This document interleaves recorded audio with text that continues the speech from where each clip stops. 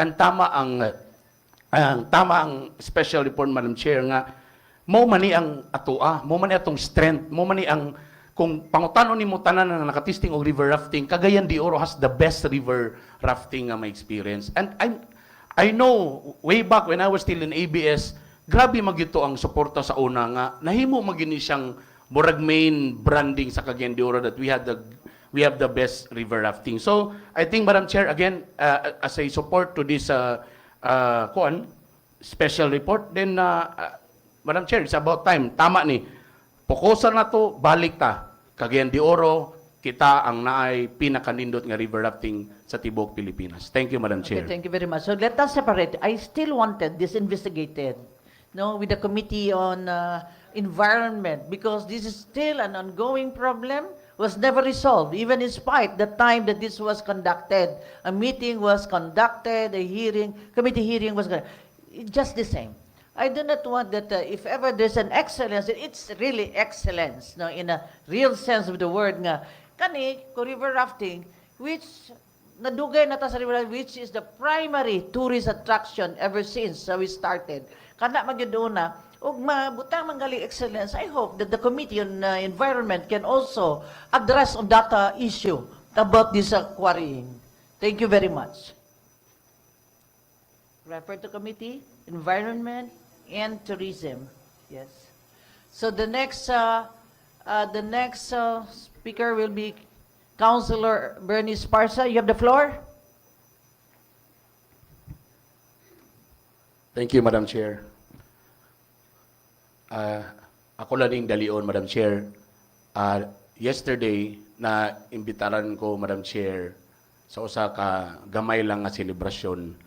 O na-timingan nga dito kini dapit sa may Pahiron, Lumbia Village. And, syempre, Madam Chair, ako maning distrito 1, so ako na lang po gigrab ang opportunity nga makita kining gitawag nilang kundi ko sayop 722, no, tama, 722 nga housing, and kung di po ko sayop mo man ata ning gidonate sa Japan government, no. I was so amazed kay gwapo kayo ang itsura, tapos kung tan-aw nimo, Madam Chair, single detached siya nga balay, tapos kung di po ko sayop 27 square meter ang floor area ani, tapos ang lot po ani niya is 70 square meters. So kung imo yung tanawon, gwapo gyud kay ni siya kumpara sa uban ng mga kanang mga housing nga gihatag nato sa gobyerno. Nahinabi na ko ang former HOA nga president nila. And ako silang gipangutanas kung sa inyong mga tapok-tapok diri kay every Sunday naman sila murang misa-misa. Kung ilag yung kwintahon, ang physically nga gapuyo lang yun ani mga balaya, nara yun sa almost 200. So, kung gitawan isang 722, so 722 ka housing, so kung ilag yung kwintahon, almost 200 lang ang nagyon na mo yun siya. And morning mga pipila, Madam Chair, nga ako nakita. First, ang mga unit, kung tanaw ninyo sa pictures karon, nangabuak ang mga bintana, puno nagsagbot, ang uban sagbot, nanulod na sa balay. So technically, kung tanong gini mo siya, wag yun na muyo. Lahi po itong naibalay, pero gisirad-an lang kay morang na caretaker. Kani, wala gyud, abri ang door, abri ang nangabuak ang bintana. So open gyud siya, kung tanaw nimo wala gyud nag-occupy. So gisusi nato na medyo ang uban galing sa sulod na puno na sa vandalism, mga tai sa hayop, daghan na kaayo. Napoy part diha ang naigo, kung ako lang matamata pag kay wa makukita god sa layout ani, kung ako lang matamatahon, more than 5 pod ka units ang nahugno na sa landslide. Kung kani nga picture murag na siya sa abay niya nga nahugno na gid siya na tungod sa landslide nahulog na. Ako na ang nagtalikod. Okay, yan. So kani nga mga unit, Madam Chair, kung tanang ka na to, tungod kay way bintana, way portahan, so technique, o kana nga unit, mo nang mga usa sa na landslide na siya. Nahulog na siya, tapos ang napa na siya yung mga kalinya nga medyo nahulog na po. So kung tanaw na to, walay, ang mga sagbot, grabe kayo. Wala gi tao nga nagpuyo. Okay? Tapos, napoy mga CRs nga nangawala na ang mga bowl. So, allegedly, gipangawat na. Sa ato pang nakita, priyanang balayana, ang mga sagbot, nanunod na gyud taon sa panimalay. So, technically, wala gyud murag caretaker baka nga gihana lang, tapos balikan, ana. So, unoccupied yun sa technically, wala gyud Tapos, nadayoy mga gipang istorya nga dito sa unahan, naigapuyo, and allegedly, gipang squat lang daw to nga mga balay. Dili daw to maugyod ang mga, pero need pa na ako na i-verify, Madam Chair, kung gi-squat. Pero ang mga tao nag-ingon na, kana sila diha, nisulod lang na ng balaya, tawa na nila nabugaw, so na, wala na din sila manghawa. Okay? So, ako lang, Madam Chair, mo lang niya akong question. Una, I want to know kung saan naman yung status ani nga housing, Madam Chair. Kaya again, gwapo kayo yun.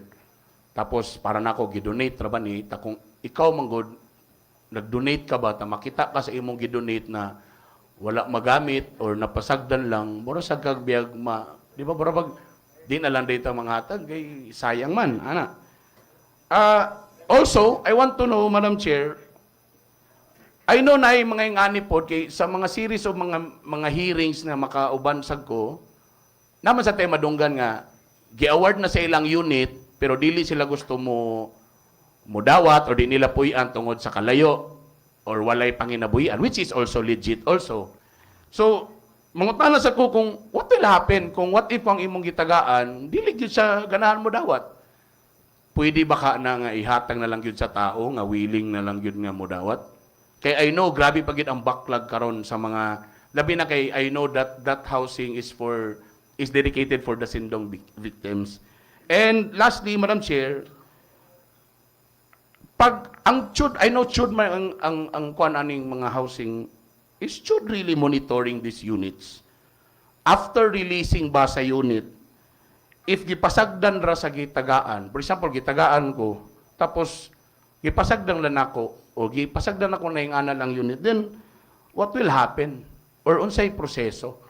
Kay I know gyud nga, again, akong utron, Madam Chair, legit usahay na moingon nga, unsa man namo ng balay nga ihatag sa mo layo man, oy, layo, pliti pa, layo pas panginabuyan, which is ako, makaunaw na sa ko nga tama sad.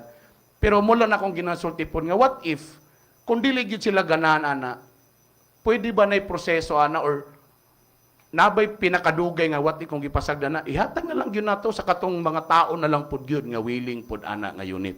Mula na nga akong gusto may bawaan, Madam Chair. Kaya again, nasayangan lang kung nagtanaw sa atong mga unit nga, gwapo ra ba kayo? Thank you, Madam Chair. Thank you Chair. very much, Councilor Bernice Pasha. Of course, Councilor Edgar Cabana, Majority Floor Leader, Councilor Edgar Cabanlas, you have the floor.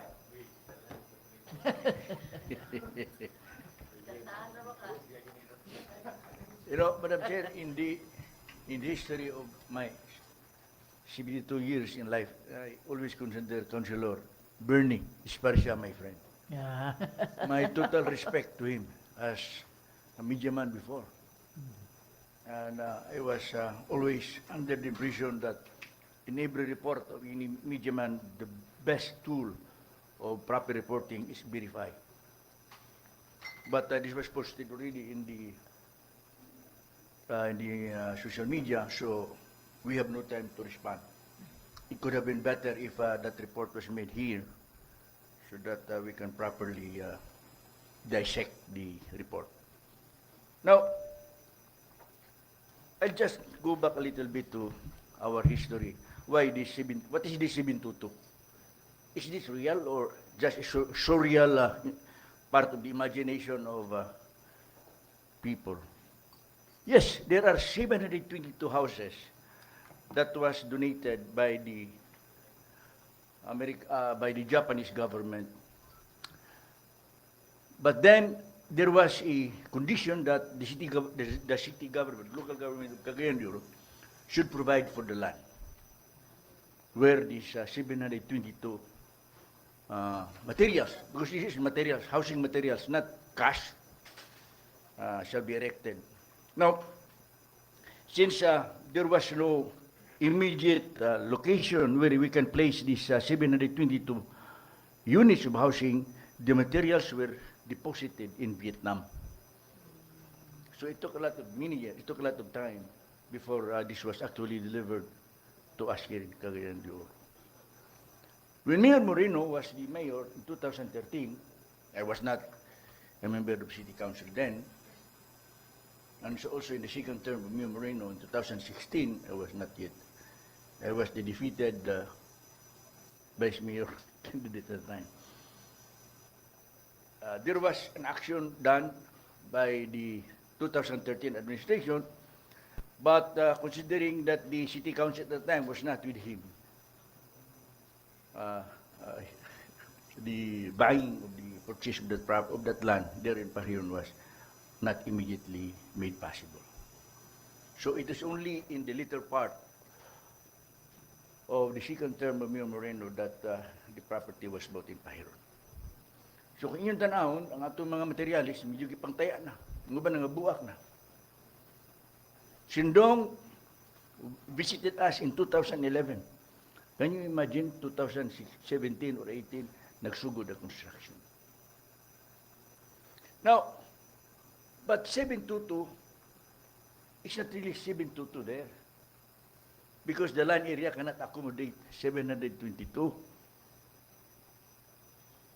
What can be accommodated in Pahiron is only 511 units. The 126 units, 186 units, because 500 naman dito, ang 186 units dito na butang sa Makapaya. Kunya, ang 25 ka units, or 25 ka mga beneficiaryo, dito nakabutang sa Gawad, Kalinga, San Miguel, sa Balubal. Now, unsa may nitabo na sa 511 ka mga beneficiaryo sa Pahiron, nagkuha ang gobyerno sa kontraktor. I do not know the name of the contractor here. I was not at the city council at the time. So out of the 500, 200 ra ang na-construct sa contractor. And then out of the balance nga 200, na ay 100 plus nga medyo nahuman na, makatong nakita nga picture, pero wala pa ma-turnover. Wala pa ma-turnover sa contractor sa syudad. So, dili pa ka-action ang syudad paghatag dani nga mga unit, kaya wala pa ma-turnover. Basig doon na pa'y kulang. Wala man ang contractor. O niya, ang balance nga 100, wala pa matukod. So, kung imong tanahon, kayo, imong analyson, ang 200 plus, na 120, wala pa ma-turnover, wala rin mag-400 ang atong units nga. Now, katong na turnover sa syudad was only 211. Mo ka na karoon ng namuyo karoon diha. Mo ka na sila karoon ng namuyo diha. Now, Madam Chair, when Mayor Clarix took over as mayor, that was in 2019. And then the administration of Mayor Clarix was besieged with that complaints before. Kay problema. We know that nga ang chud kanito kapamaligya og maligya o wala to baligya din mga sindikato di sa sulod. So there was a heartache, sakit ang ulo sa atong mayor. There was a change of administration sa chud, kilisdan ang tanan, doon ay magipang-investigar. And then there was a mandate of Mayor Clarix nga, investigahon. Kinsa katong mga beneficiaryo nga nakadawat nini kaya may report ka dili mga qualified na nakakakuha. So kung imong kwintahon, Madam Chair, gikan sa pagsugod pagka-mayor ni Mayor Clarix hangtod karon, it's barely almost it's only about 1 year and a half. And then if you will start investigating all these allegations of mismanagement or whatever, it will take you So many years. So, muna nga, galisod ang atong administrasyon karon. But one thing is sure. First,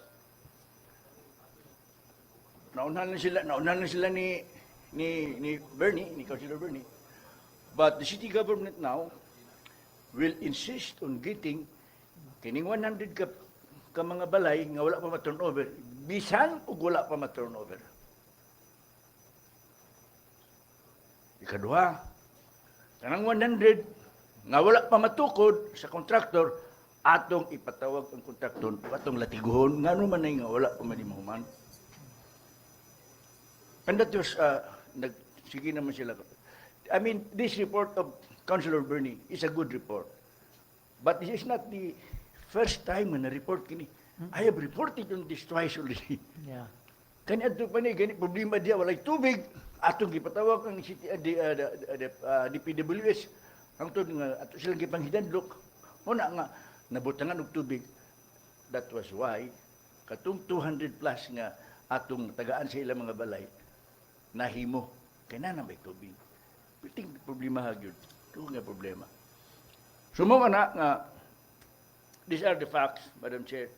I hope Councilor Bernie na atong ma-explikahan niya.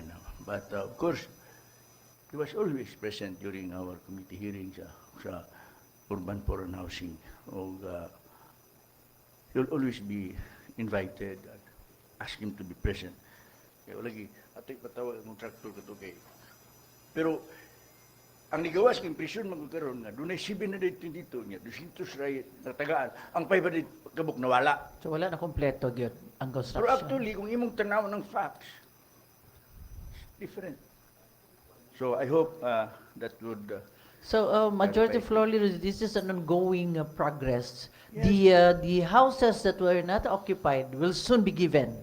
we will be insisting on that. Ah, okay. Pero ang problema man gud kay nalagay na nga buak na, kay wa man lagi ni ma-turnover pa.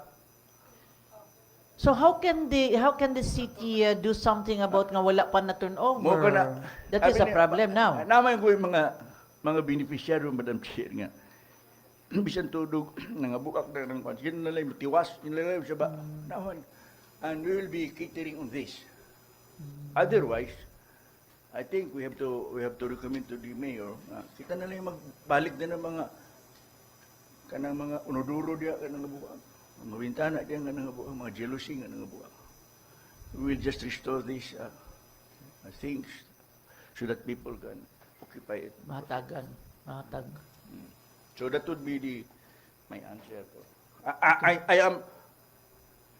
This is, the chairman of the committee. We, the committee members, we do not participate in running the church. We leave this office alone to perform its function.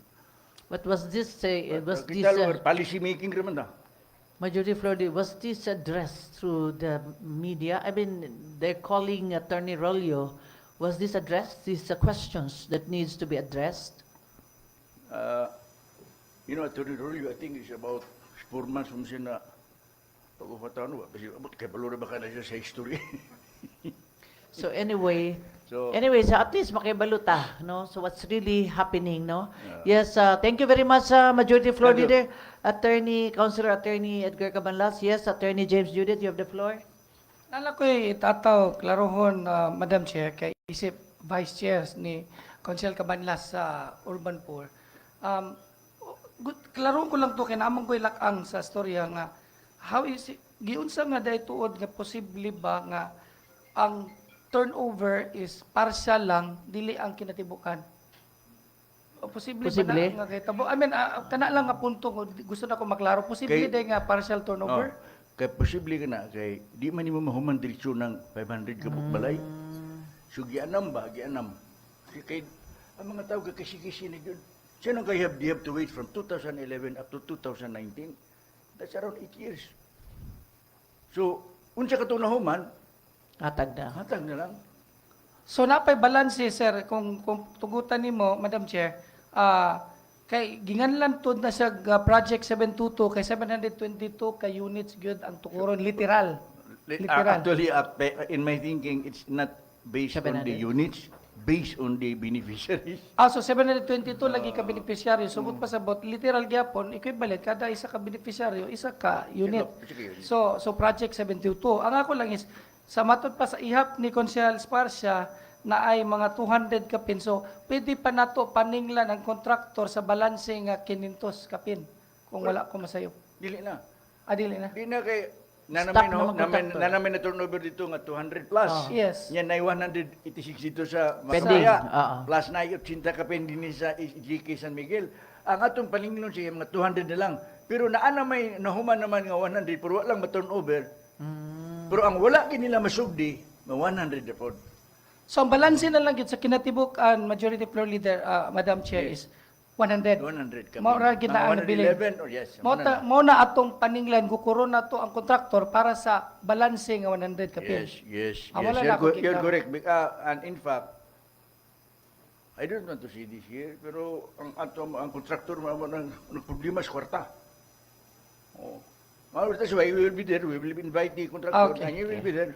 Okay, yes. So, thank you Madam very Chair, much. thank you. Thank you very much, Councilor. Yes, Councilor Ayan Mark Nakaya. Last, Councilor Bernice Parcia.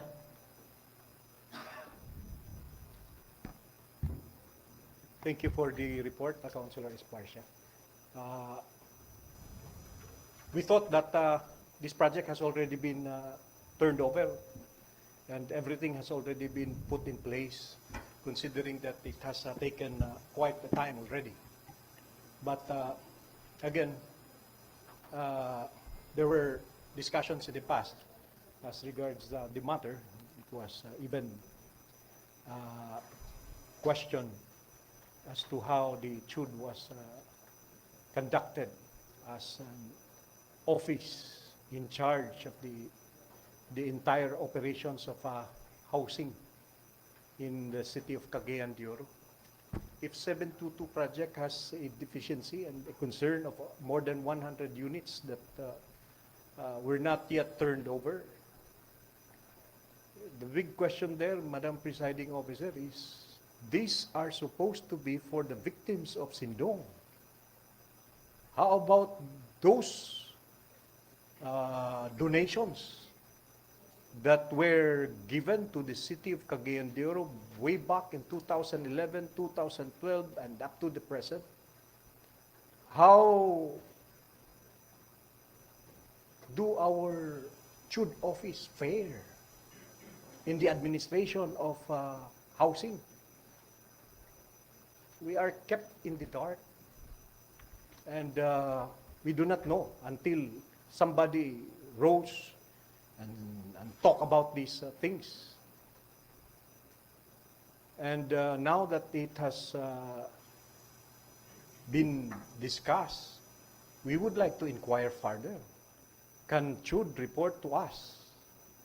Kay grabe ba kayo ang mga donations sa construction nato? Dayon ngano dili man gyud gaka plaster. I remember ang priority adto is katong dito sa Kauswagan na daplin sa river. Na meeting man to din na meeting to din sa ngalan adto nga sitio. I do not know what happened kung na-relocate na ba sila tanan or di na lang magpa-relocate karon kay tungod kay gikapoy naghulap. I hope we can do something about this, Madam Presiding Officer. Okay, thank you very much, Councilor Ayan Mark Nakaya. Are you done? Oh, yeah, you. Then Councilor Attorney, diba? I called you already, right? Okay, then I called Councilor Ayan Nakaya. Okay, then I'm calling Councilor Attorney Joey Abo. Thank you again, thank you, Madam Presiding Officer. I remember it sometime, perhaps March man siguro to, when the Majority Floor Leader, Councilor Cabanlas, made a special report with regard to the transaction of the CHUD.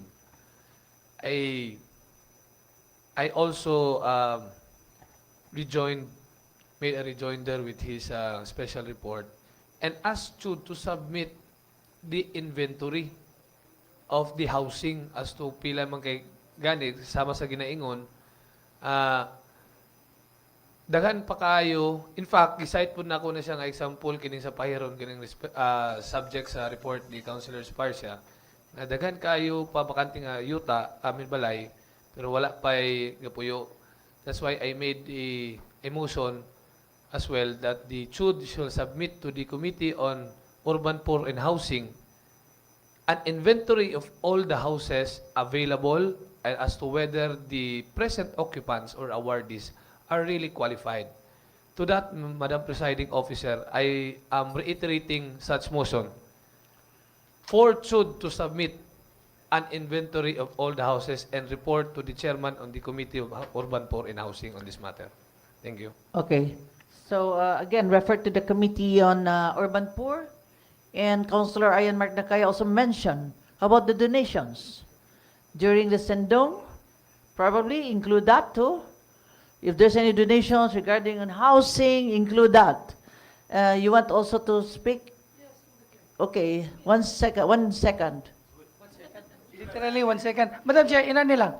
Naman ko'y katong nabungat ni Konsehal Nakaya, Madam Chair, katong sa Isla Bugnaw man to, Isla, kining karon naapektuhan sa pag demolition dia sa River Boulevard, naamay nagpabilin pagyapon. Pero posible, dako gigina nga problema na pod nga mubalik ra gyapon sila kay wa man sila kabalhinan. So ang ako di pa ka kay nagingon man ganiya Madam Chair si Konsehal Cabanlas nga napatay gukuron bali sa kontraktor mga sa kagatos kapin bali nga mga units.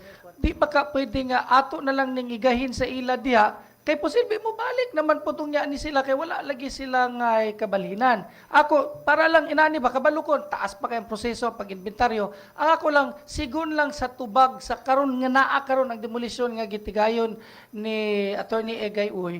Di ba ka pwede nga atong yatag sila kay pila man nakabuk dia ang naa nagplastar karon nga mubalik ra gyapon na sila kay naara sa kilid ang ilang mga gamit. So mubalik ra gyapon na sila karon paglinaw na pod. Ako lang ihatag nilang kanato sila. Kung 1 pwede minute ba? na to, 1 second. Katura, Okay. kinatibukan na So sunod. that goes 1 back. second. That goes back to the committee again, no? Committee on Urban Poor. And I understand before the demolition, I understand that there should be already a housing ready for them. I hope it's true. So that's the problem. Last, pinakalas.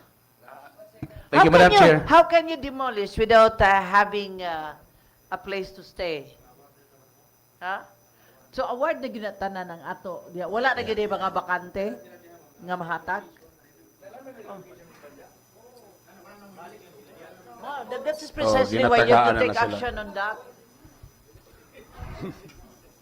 Madam Chair, just want to clarify. So, kato lang ganina. So, katong mga pictures na ako gipakita nga wala nag-occupy, mauto ang mga unit nga wala pa na turnover. Yes. Possibly. Okay. Thank you, Madam Chair. Thank you very much. So discuss it thoroughly in your committee, Majority Floor Leader, Councilor Attorney Edgar Cabanlas. Yes. You know, this committee, they have this committee. Kasi may Correct. gusto, ano That is true. So, thank you very much, madam. Thank you very much. I hope you can, kaya man mo, you can have, a more, what you call this, report, no, a thorough report regarding the CHUD, no issue. Anyway, the next, who is the next speaker?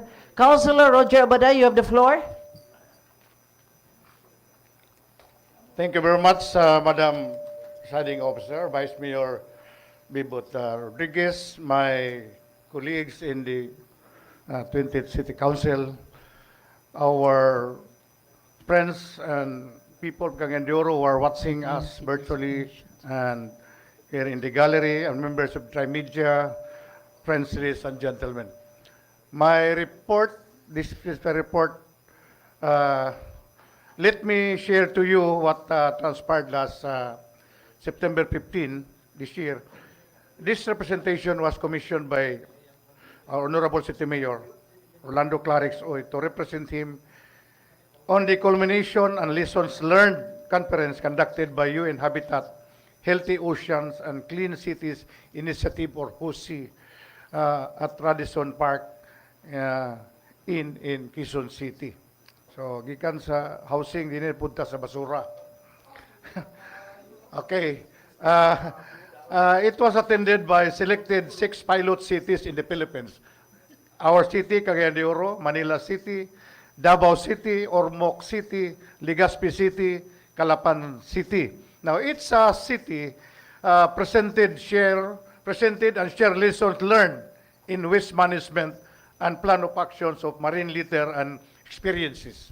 Our city, together with Cleanro manager Armin Cuenca and his assistant and staff, and in MRF cooperative representative presented our topic, inclusive plastic circularity through improved waste data management integrated with technology and community-based solution. That was presented during our convention. No? Now, our city was awarded a plaque of recognition from the UN Habitat or HOSI due to our performance and good practices in waste management performance. Municipal solid waste, please, okay, that was the one. Now, as a result, and this was also presented to them during the convention, the CdeO, as of now, 2000, this year, CdeO generates 297 tons of municipal waste daily with generation rate of 0.38 kilogram per capita. So the graph indicates, kanang pinataas niya, CdeO faces challenges managing plastic waste effectively, with a significant portion ending up in landfills or dump sites, 72%. However, there are positive aspects such as collection rate is 90%. And efforts on informal and informal sector sorting, 17% and 2% respectively.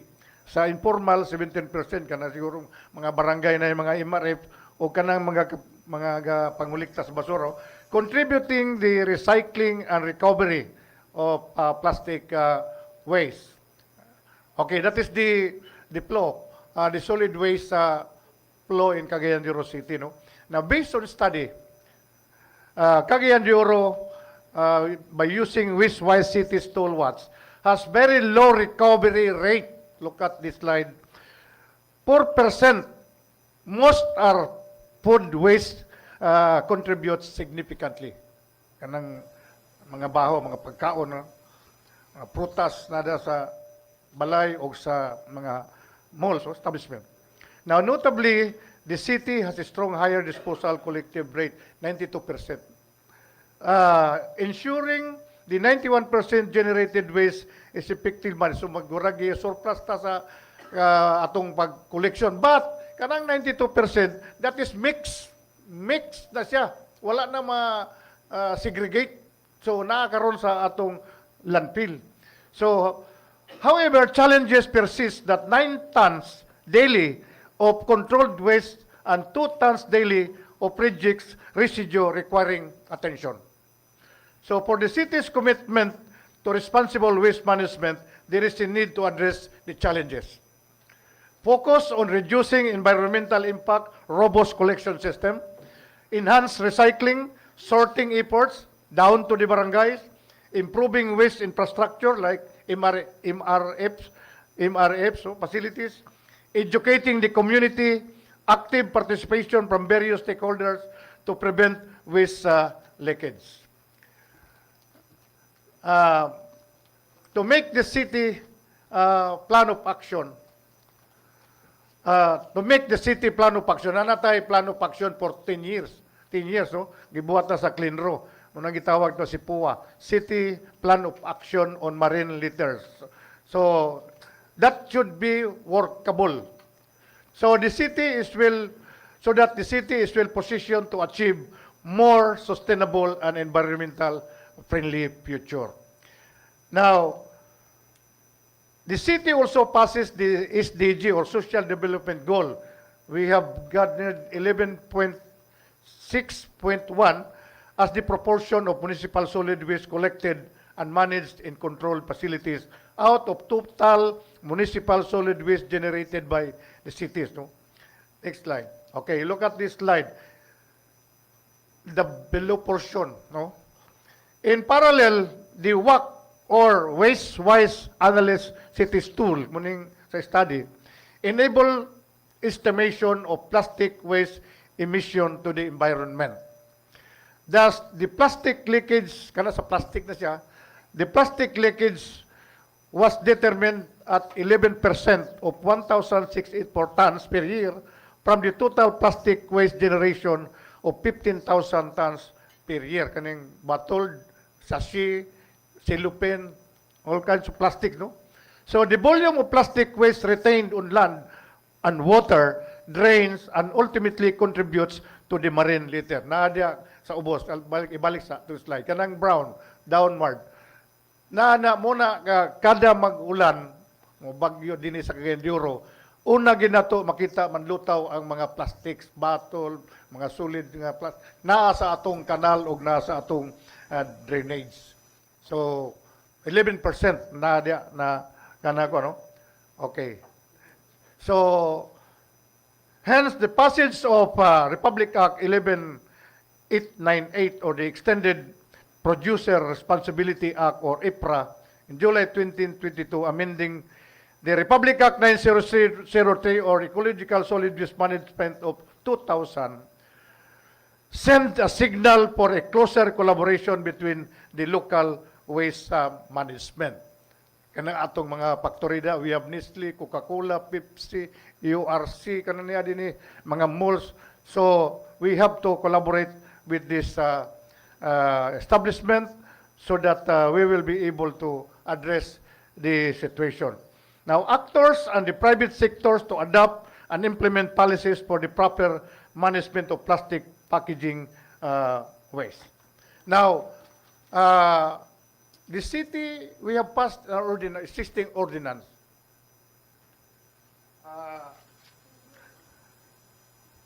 Section 12. This is an NRF for schools. So, usan niya sa problema nato ang kining mga schools, kinahanglan they have to maintain their MRFs o segregation. Nadia nakabutang. Section 13, the duty of the barangay council. So it shall be the duty of the respective barangay council to primarily enforce and supervise solid waste management, collection, segregation, reduce recovery, and waste generated by household, buildings, premises, and the premises places of business within the respective boundaries. Section 15. Ano 615? Condominium and subdivision, this should be required. Then section 16, section 17, non-collection of unsegregated solid waste. So, only segregated waste and only the types of waste that are scheduled for collection in particular. And the day, the time shall be collected provided a specific day and shall be provided by the IIR. So, muna karon na scheduling, but kanang atong kakita, halos tanan, gareklamo karon tanan sektor, nga wala mga hakot ang basura. Tinuod na, pero wala sab sila kabalo, nga unsa sab ang mga basura, nga angay ilabay, nga angay hakoton sa atong private contractor sa basura. So, ilang ipasa tanan ang problema sa gobyerno, sa syudad. So, naaman tayo ordinansa. Diba? Section 18. The collected biodegradable and recyclable waste shall be dropped off at the barangay MRF. Only residual and special waste shall be brought to the disposal site. So, mao ang naitabo karon, paspas kayong hakot tatanan, pero wala ma-segregate. Bisan din sa atong sa City Hall, ang atong disposal din indiscriminately, wala gid ta mag-practice sa atong kagulingon nga balaod. So mauna, I have talked with the Cleanro nga they will now be po lapay signal sa executive order pa nga effective October 1, they will now impose strictly the segregation policy under the ordinance. Kay kaning kusog mo reklamo muning mga violators, halos tanan mga violators. So they will start in schools and private and government schools and barangay 1 to 40 and the rest will follow.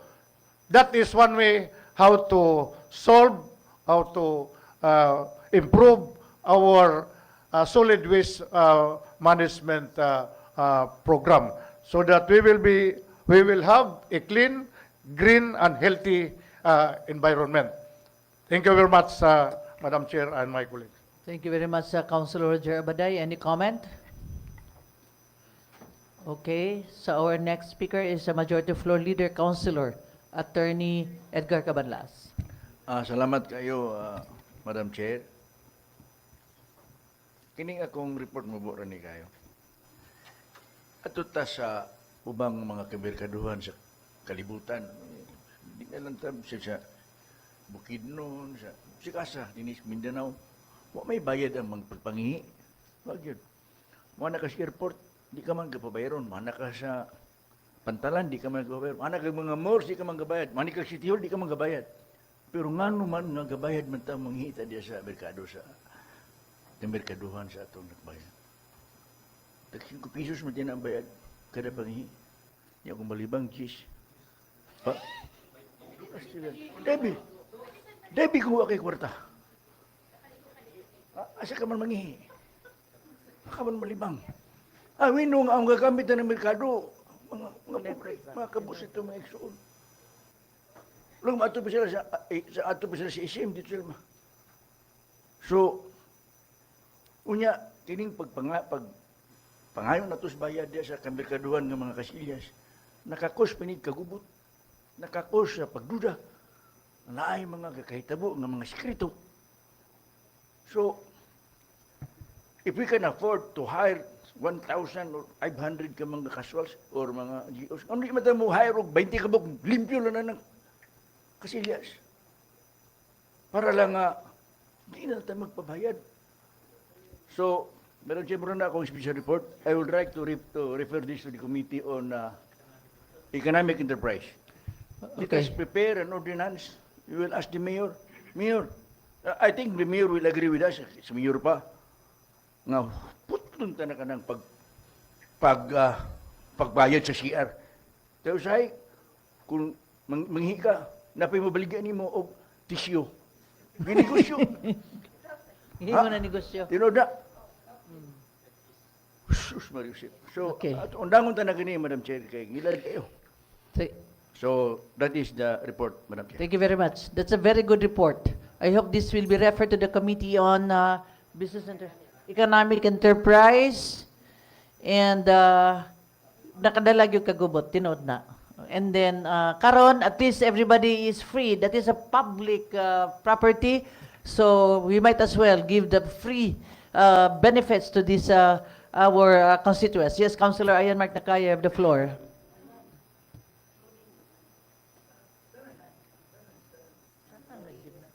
Contrary to the manifestation that in public markets all are free.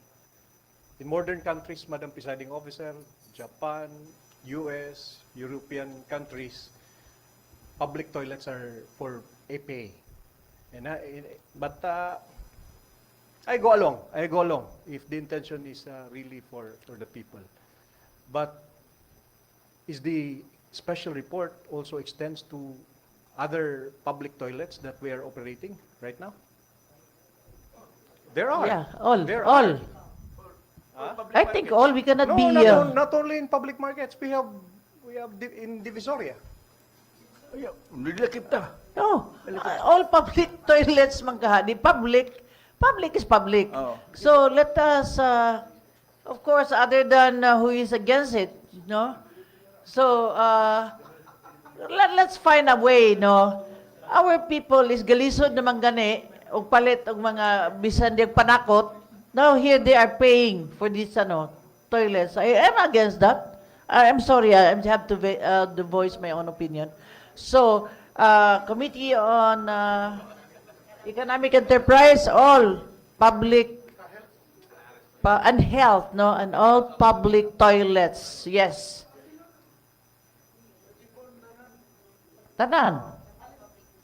Kay public man. Tanan gyud, tanan kay public man. So let us not be let's not be very specific kay kung ingon public, public gyud tanan. Dili pwede nga kini dire bayaran dito dili bayaran. So tanan na gyud siya. Unsay imong pangutana, Councilor Attorney James Judith? Ano ko point? Usa akong paingon kay punto kay ang gibutang ra ba dinhi masisa na text ato ang ihi kuno dos ang libang 5. Namo na mahal gyapon. So mo na ako maski asa ka paingon nagyapon kay bayronon masamot na kung mo diskarga giga. Ang ako lang is diskarga mayor. Ang problema lang is naalay komplikasyon kay di ba natay kontrata sa mga PWD sa Divisoria? So pwede na to istoryahan nga kina na malibre na gid na nga kita na lang mohatag budget dayon sa PWD. Ana I-abolish Kaya it now naamatay because of a kontrata. project Lunhaw. Yeah. so mawala ra gyapon na. But then you can still discuss with the PWDs, no? Yes, kay basing Oo. ipasa nato sa ila Yes, maski ma-develop na sila gyapon ang magbayad na sa ila. Dapat kita na mo angkon sa gasto. Ana na lang, Madam Chair. Yes. Dagan paagit. Correct. So thank you very much. So that's a very good report, Majority of Floor Leader Councilor Edgar Cabanlas. So, wala na, no? Okay. Madam Chair, permission to proceed.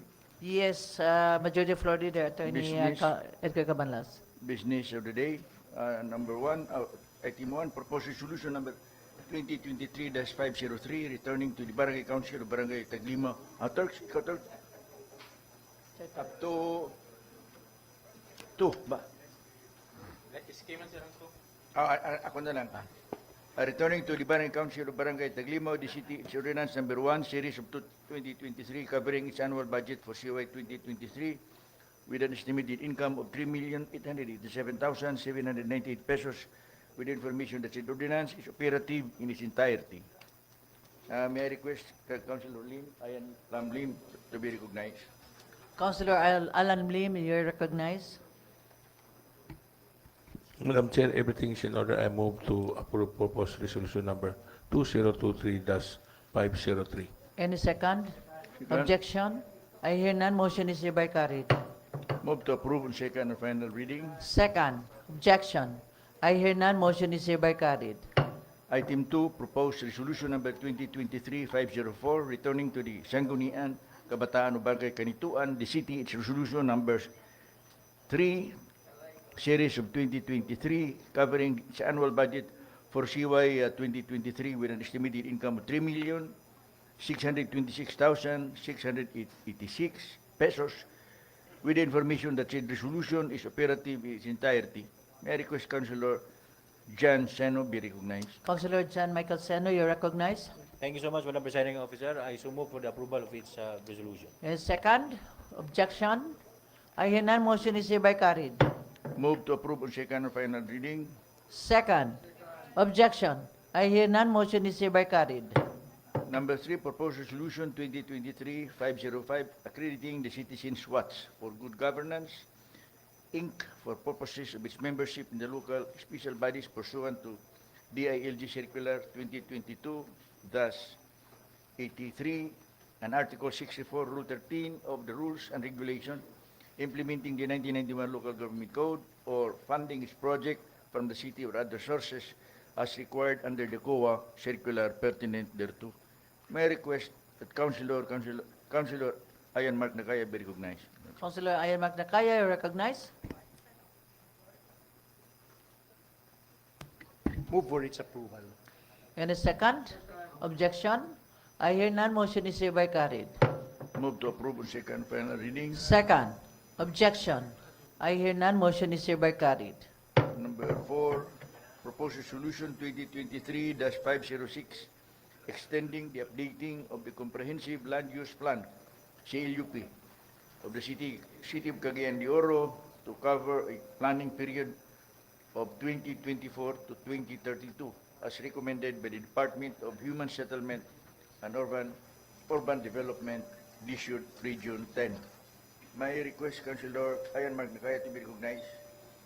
Councilor Ayan Magdakaya, you're recognized.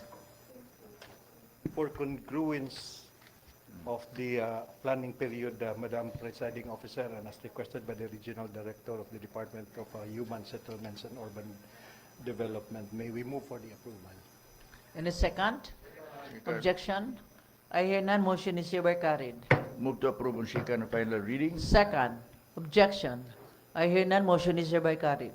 Number 5, proposed ordinance number 2023-294, appropriating the sum of 32,044 pesos and 77 centavos from the item non-office general public services sector special purpose fund, terminal leave, benefits, monetization of earned leave, credits earmarked for Dr. Efren Celesti, Medical Officer 4 of the City Health Department, the 2023 annual budget to be made available for the payment of the terminal leave pay of the late Mr. Rosendo Ocolares, former Sanitation Inspector 2 of said office, who died last December 4, 2022. May I request Councilor Girly Balaba to be recognized? Councilor Girly Balaba, you are recognized. Yes, good afternoon, Madam Chair. I move for the approval of proposed ordinance number 2023-294. And a second? Objection? I hear none, motion is hereby carried. Move to approve on second and final reading. Second? Objection? I hear none, motion is hereby carried. Item 6, proposed ordinance number 2023-295, appropriating the sum of 6,000 pesos from the salary savings of item number 25, Administrative Aid 2, under the Personal Services of the City Chief Executive Office for the period January 1 to January 10, 2023, in the 2023 annual budget to be made available for the payment of the unpaid claim for CY 2022 clothing allowance of Miss Judy Alarcon, Licensed Inspector 1, who was appointed as regular permanent plantilla personnel of the City Chief Executive Office effective January 2, 2022. May I request Councilor Alam Lim to be recognized? Councilor Alam Lim, you are recognized. Madam Chair, everything is in order. I so move proposed ordinance number 2023-295. Any second? Objection? I hear none, motion is hereby carried. Item 7, move to approve second and final reading. Second? Objection? I hear none, motion is hereby carried. Item 7, proposed ordinance number 2023-296, appropriating the sum of 143,803 pesos and 36 centavos from the salary savings of item number 4, Administrative Aid 2, under the Personal Services of the City's Disaster Risk Reduction Management Department for the period January 1 to April 3, 2023, the 2023 annual budget to be made available for the payment of salaries, pera, etc. for December 1 to 31, 2022 of the herein employees who were appointed as regular permanent plantilla personnel of the CDRR MD effective December 1, 2022. The attached appendix, Madam Chair, is where the list of employees to benefit this ordinance. May I request that Councilor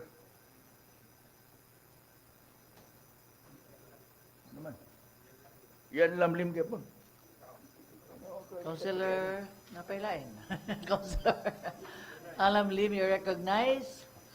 Everything is in order. I so move for the approval of ordinance number 2023-296.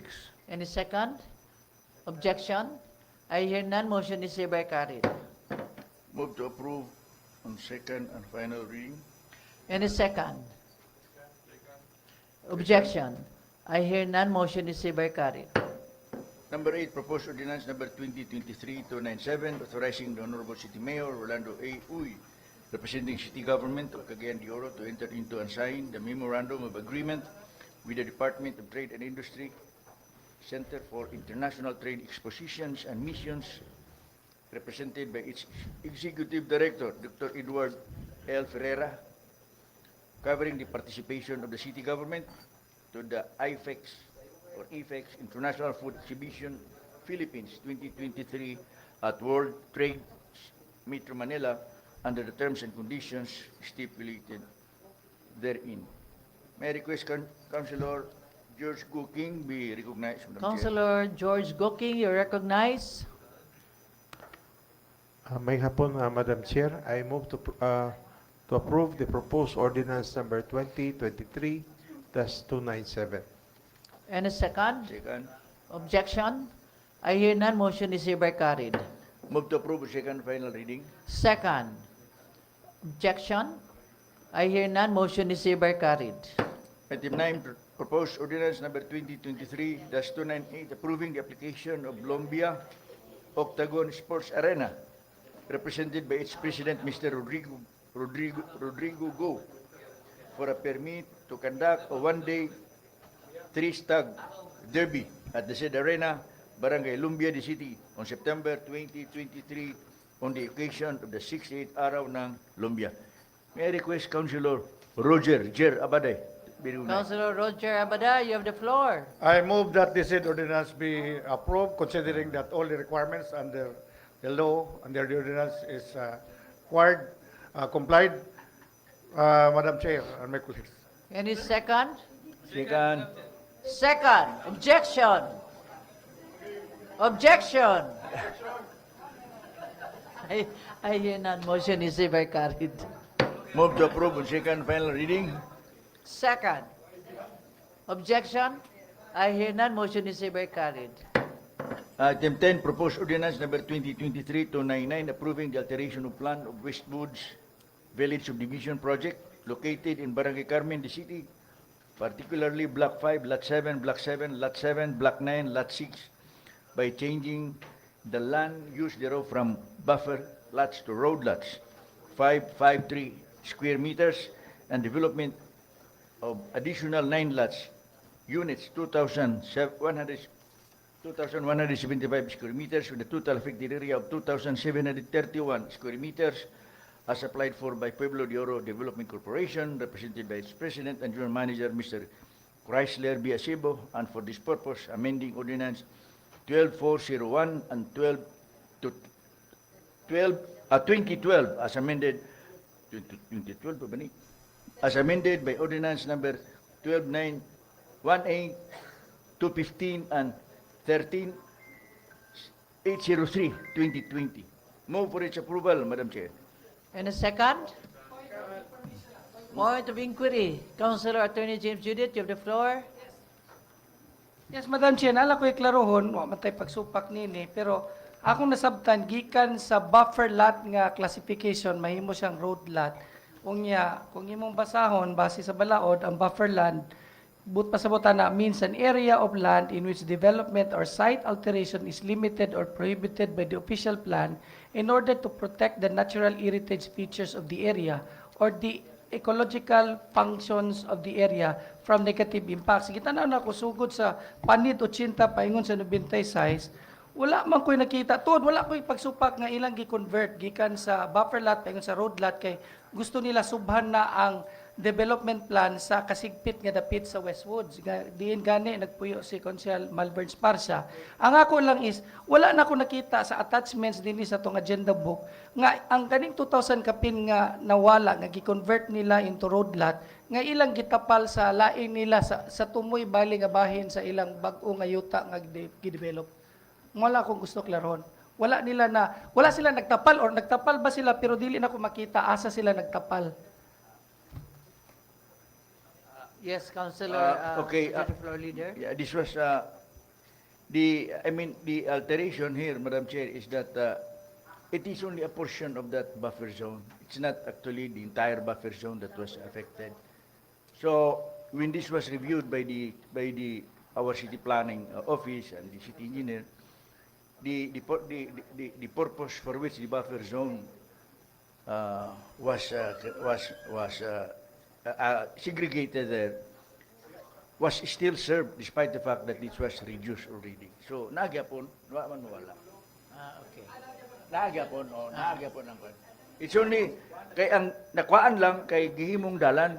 Imong gamay ra. Di gamay ra, dili ni Gamay ra siya. nga buffer zone. Asa sa kinatibukan lagi ang buffer mo ni siya ang green belt. So, i-recognize na po ni Madam Chair. So, I am presuming that I was already recognized. So, You are ako lang is, recognized now. Yes, I'm already recognized, Councilor Seno. So, but pasabot, sa kinatibukan sa buffer, nakwaan lang at 2,000 kapin. No, nakwaan na siya 500. Na may 500 rangkuha. square meters ra. 500 square meters. Okay, naamang ko din sa panit. Ang naman kasi sila i-develop lain nga area, 9 lots, lots. mo ka ng 2,000. Agoy. Kaya kung wa ko masayap, Ay, dili, Lord. dili, dili, kadyo lang. Posible, mo bitaw gusto na ako klaron. Naamang ko din na ang buffer lots sa katong number 1, 556 square meters, na then additional lots, 2,175, si kinatibok at 2,731 square meters. Oo. So mo lagi na akong gingon nga, ang gikuha bali sa intero nga green belt, 2,731. Ang ako lang, green belt mo ng buffer lot. So ang akong but pasabot is, wala lagi sila nagtapal sa atong pagsabot nga kaning 2,731 gamay ra ni siya sa kinatibukan nga buffer lot. Dili lagi 2,000 ang gikuha gikan sa buffer. 500 na gid yapon. 500. Aso dili ni mao katong additional lots. Dili lain na sa di nga Lain na lugar. sa- Dili ni sa buffer. Okay. All right. Okay ra? Sige. Okay? So, wala lagi kitapal ang Ah, wala. katong. Oh, sige na lang kay Walay tapal. mayroon man kayo nakuha 500 square meters ra. Okay. Okay ra? Okay. So where are we now? It is a motion now. Motion, this is second. There is no objection. Objection? I hear none. Motion is hereby carried. Move to approve on second and final reading. Second. Objection? I hear none. Motion is hereby carried. Item 11, proposed ordinance number 2023-300, approving the alteration of plan of Xavier Estates Phase 6 Ignatius Enclave Phase 2 subdivision project located in Barangay Balulang, the city, particularly Block A, Lot 16 to 21, Block 9, Lots 22 to 23, Block 10, Lot 24, Block 11, Lots 1 to 12, and Block 12, Lots 1 to 3, with a total affected area of 4,000 square meters, by changing the type of project therein from walk-up condominium to residential house and lot, as applied for by A. Brown Company Incorporated, represented by Ms. Joylyn Magadan, and for this purpose, amending ordinance number 14178-2021. May I request Councilor Joey Abu? Councilor Joey Abu, you're recognized.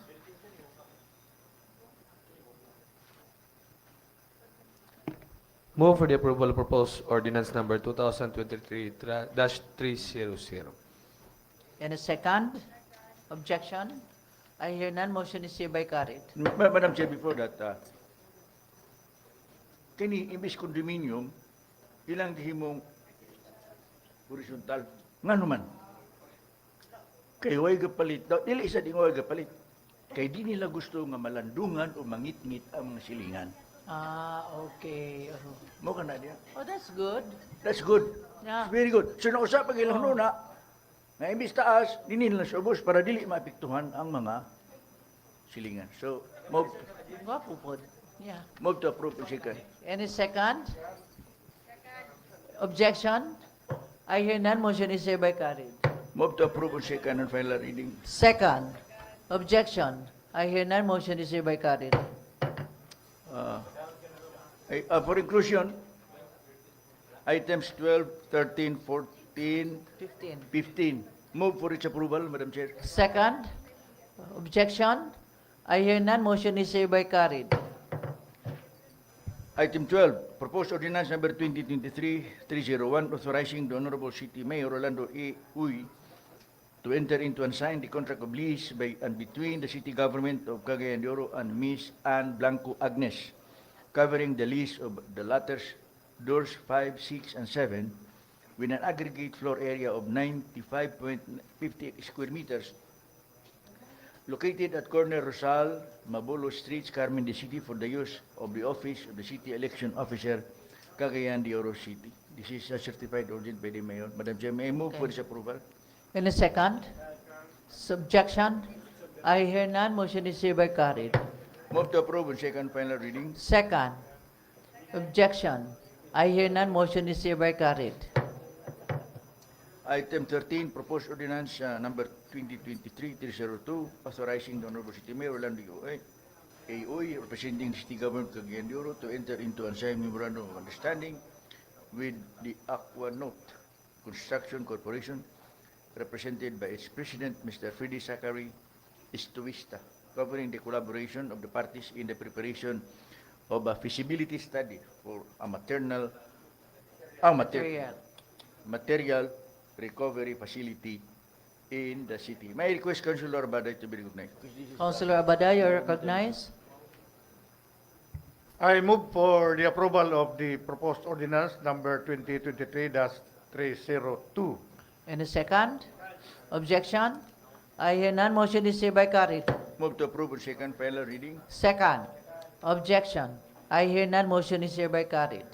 Item 14, ordinance number 2023-303, authorizing the Honorable City Mayor Rolando A. Uy, representing the city government of Cagayan de Oro, to enter into and sign memorandum of agreement of understanding with the Standard Systems Water and Wastewater Technologies, Inc., represented by its president, Mr. Patrick Gerard Pilayo, covering the collaboration with parties in the preparation of a feasibility study for a bulk water supply project in the city. May I request Councilor Amy Moreno to be recognized? Councilor Amy Moreno, you're recognized. Good afternoon, Madam Chair. I move to approve proposed ordinance number 2023-303. Second? Objection? I hear none. Motion is hereby carried. Move to approve on second final reading. Second? Objection? I hear none. Motion is hereby carried. Last item, Madam Chair. Number 15, proposed resolution number 2023-507, commending taxi cab driver Tomas Corpus of Barangay Ipunan, the city, for his remarkable honesty of returning its owner, to its owner the wallet left in his vehicle, subject to styling. May I request Councilor Ian Mark Nakaya to be recognized? Councilor Ian Mark Nakaya, you recognize. Move for its approval, Madam Presiding Officer. Second? Objection? I hear none. Motion is hereby carried. Move to approve on second final reading. Second? Objection? I hear none. Motion is hereby carried. Honesty is the best policy that was mentioned this morning by Bishop Yes. Udang. So, With the add there being no other matters to take up, move to adjourn, Madam Chair. session adjourned. God bless us all. Tepa, isaglakaw kay imong birthday.